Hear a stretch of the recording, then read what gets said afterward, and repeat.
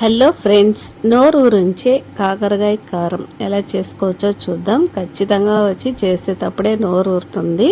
ఈ స్టైల్లో చేసి చూడండి. దానికి ఒక మిక్సీ జార్లో వచ్చేసి చిన్న చిన్న ముక్కలుగా కట్ చేసుకున్న కాకరకాయలు అయితే ఒక 3 కాకరకాయలు తీసుకున్నాను. దానికి ఒక 4 నుంచి 5 ఉల్లిపాయలు వేసుకోవచ్చు.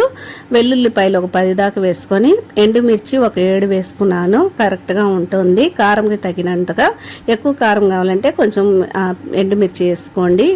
ఇప్పుడు స్టవ్ మీద ఒక పెనం పెట్టుకునేసి అందులో ఆయిల్ కొంచెం ఎక్కువగానే పడుతుంది. దీనికి తాలింపు గింజలు వేసుకునేసి మిక్సీ పట్టిన కాకరకాయ ఉల్లిపాయలు అది ఉంది కదా, అది కూడా వేసుకుని బాగా ఒకసారి మిక్స్ చేసుకుందాము. అందులోనే కొంచెం పసుపు ఉప్పు వేసుకునేసి బాగా మిక్స్ చేసుకొని మూత పెట్టి స్టవ్ మీడియం ఫ్లేమ్లోనే పెట్టుకునేసి బాగా ఉడికించుకుందాం. బాగా ఉడికిన తర్వాత ఆయిల్ అంతా బయటకు వస్తుంది. కాకరకాయ చాలా టేస్టీగా వచ్చేసి వేగిపోతుంది.